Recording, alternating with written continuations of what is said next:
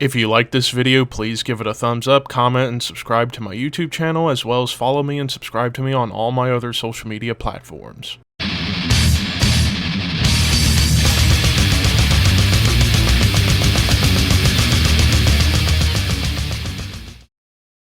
What's up, Thrashers, and welcome back once again to the ThrashManiac99 YouTube channel, and I am back for part 2 of the top 50 albums of 2022 lists. As yesterday I touched on numbers 50 through 41, now we're talking about numbers 40 through 31, so we're going into the next 10 albums, and I'm not going to waste any more time. Let's get back into it. Kicking off at number 40, we have Alestorm with 7th Rum of a 7th Rum. Yeah, some people might be like, what the fuck are you doing putting this band on the list?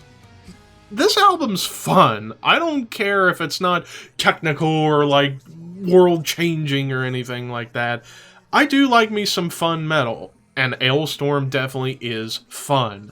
And this album certainly proves that Alestorm is capable of writing some catchy, fun songs. But they're still very heavy, but yet very catchy. It's like this amalgamation of folk metal, power metal, and speed metal, with little hints of thrash thrown in there too. I know people want to say they're pirate metal. Pirate metal's not a genre, it's just their gimmick. That's what it is. I mean, yeah, it's pirate lyrics, it might come off as cheesy. Who cares? It's fun, catchy stuff, and the lyrics are funny, yet really cool. And this whole album, it's just filled with energy, just so much, like, uplifting stuff, and yet a lot of humor thrown in there too. And I do love humor when done right, and I think Alestorm do it right. Plus the production on this album, fucking killer. So what more can I say about this album that I didn't say in the review I did for it? But yeah, my number 40, Alestorm. Coming in at number 39, we get into an album I thought was going to be higher on the list, but it fell, but it's still a kick-ass album. Misery Index with Complete Control. So yeah, Maryland Death Grinders with Jason Netherton, formerly of Dying Fetus. And this album just whoops so much ass with a belt. I mean, that opening track, Administer the Dagger, with how it starts, reminds me so much of Behemoth. It still sticks in my head. That song, one of my top 10 favorite songs of the year, but top to bottom, this album is just filled with one emotion: hatred. This is one of the most hate-filled albums I've heard in quite a while, and Misery Index with that grindy energy on top of their death metal just makes you want to go outside and punch someone in the face for no reason other than you hate the world. And what better way to describe this album other than just hate for the world and just being fucking brutal. So yeah, my number 39. Coming in at number 38, now we get into a little bit of black metal, and that is WATAN with the Agony and Ecstasy of WATAN. So it'd been a little while since this band had put out any new material, and when I heard that there was a new album coming this year, I was like, you know what, I'm gonna check it out. It was my first full WATAN album I ever checked out, and I really enjoyed it. Of course, I always bring up, whenever I'm talking about black metal, if it's just too overindulgent with tremolo riffs and blast beats all the time, it loses me. But WATAN was able to take that, but bring in some elements of cool melodies, some grooves, even a few death metal chugs, some thrashy parts, and even, like, cool atmosphere thrown in there. And I think WATAN is one of the few black metal albums that really stood out above a lot of other black metal albums I checked out this year because of its not sticking to the same formula of just constant tremolos and blast beats. They were all about diversifying everything in their palette. And that's what I want out of black metal. I don't want just one singular formula. I want some diversity within the tempos and the riffing. And WATAN certainly did that very, very well. Coming in at number 37, back to some death metal, we have UNDEAD with It's Time to Rise from the Grave. I know some people are probably going to say, really, this low? It's a great album, but I do feel there were plenty of death metal albums that I think were stronger than this. I'm still trying to get used to Undeath, but there's no denying this album was just heavy, kick-ass, old-school sounding death metal. Like, the riffing is just primal, it's furious, it's fantastic. And of course, with the low vocals, I mean, this almost feels like a younger generation's Cannibal Corpse, to some extent. Well, then again, I could also say 200 Stab Wounds could be in that conversation as well, but basically everything Undeath does is just filled with killer grooves, awesome riffing, gets a little technical at times, some blasts get thrown in there too, but I mean, Undeath just know how to keep an old school sound, but bring it to the forefront of today's metal climate. And I definitely need to get my hands on both of these Undeath albums. It's just, they're a really good band. Coming in at number 36, we have Half with All That Was Promised.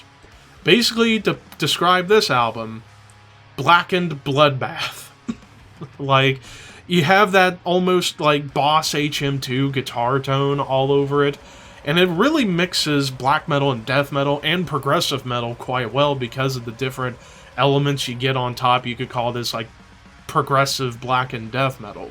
There are moments on here that definitely remind me of Bloodbath, some moments that even remind me of Behemoth, but with that guitar tone of the Swedish death metal sound, with some of the blackened influence of a blackened death band like Behemoth, but bringing in some prog elements on top in terms of like atmospheric ambience here and there, and kind of drawing out sections a little longer to take you on a ride.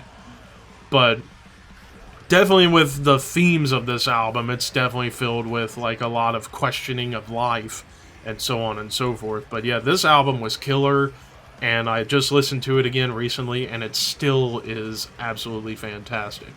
So definitely check this one out if you haven't yet.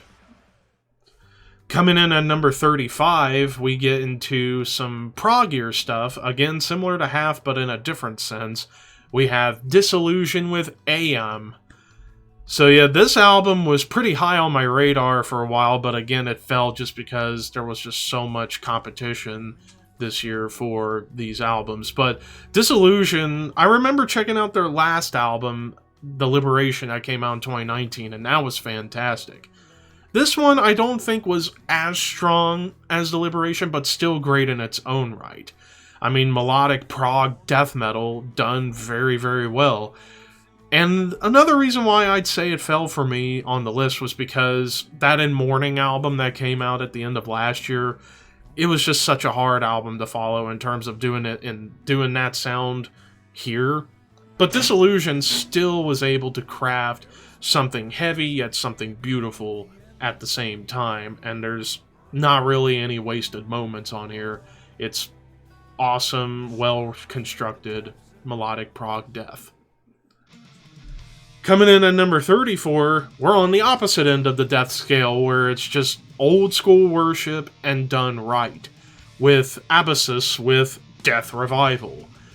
Yeah, this was another band that I had never heard of until this year, and I heard this album and it's like, am I back to 1991? Because a lot of these riffs and the vocal style just reminds me of the classic early Tampa death metal sound. Death, Obituary, even like Pestilence, Asphyx, bands along those lines. It's very thrashy, yet you got some really cool mid-tempo groove moments. This is basically Greek Obituary, pretty much, because even in the vocals, remind me a lot of like John Tardy or Martin Van Druden, Chuck Schuldiner, those guys. Like, those vocals are just so gross, yet so killer. And again, while it's old school worship, and it says it right there, Death Revival, it doesn't feel like copycat stuff. It feels like something of their own, and it just fucking kicks ass. I mean, I got no complaints about this album whatsoever. It's fun, catchy, old school death metal. Check it out if you haven't. Coming in at number 33, another oddball pick I can see some people saying, and that is Avantasia with A Paranormal Evening with the Moonflower Society. Yeah, it's symphonic power metal, and I'm not the world's biggest power metal fan, but I do enjoy it when done right. I think Tobias Sammet does everything right musically. Again, I still don't know what's this controversy with him, but who cares? The music from Avantasia is fucking fun, and it's full of epic quality, and that's what I do like out of power metal, is a little bit of that epic quality. Granted, I like the dirtier side of power metal, aka US power metal, more, but with the symphonic attachments on top, it almost feels like a metal opera with this album. Then again, Avantasia's albums have always felt like metal operas, but those are great. I really do like these. Like Ghost Lights, when it came out in 2016, I was a pretty big fan of it when it came out. I think I like this one just a little bit more than Ghost Lights, because, you know, you got, again, more different vocalists coming in, and just the choruses.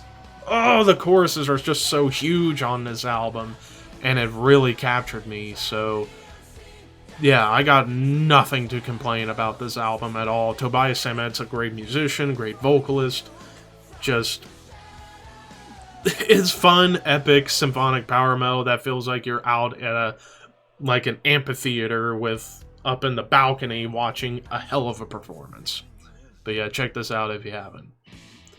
Coming in at number 32, we get back to the thrashing world, and that is Deathhammer with Electric Warfare.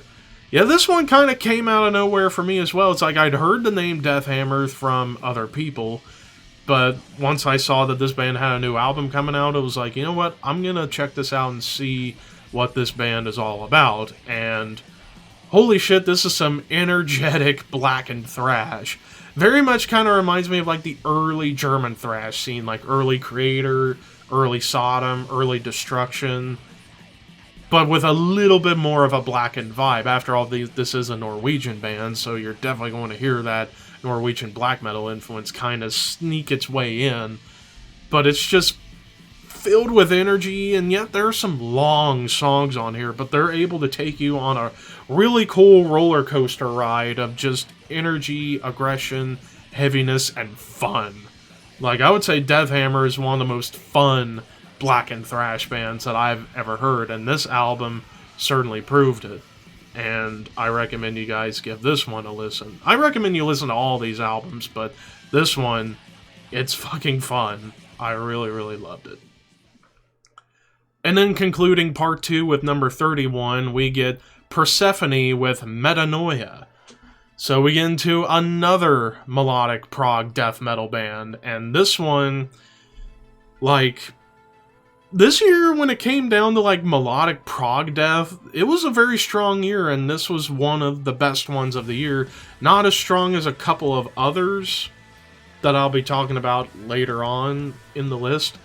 But what Persephone does, it kind of takes like more or less the beauty of a band like Opeth, like old Opeth, and mix it with just some extra melody. Like, there's some more stuff going on this album that almost kind of gets a little more adventurous, similar to a band like Neo Obliviscaris, but yet you also still get some moments that feel like Obscura a little bit. Like, it will get technical in certain parts, but it's mostly that like old school Opeth worship going on here, but with that more modern melodic sensibility on top, and just crafting beautiful metal right here.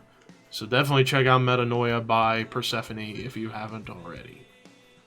So that is part 2 of the top 50 albums of 2022. We only got 30 more to go. 3 parts left to go. Thank you guys for watching this part. Horns high. See you guys in the next one.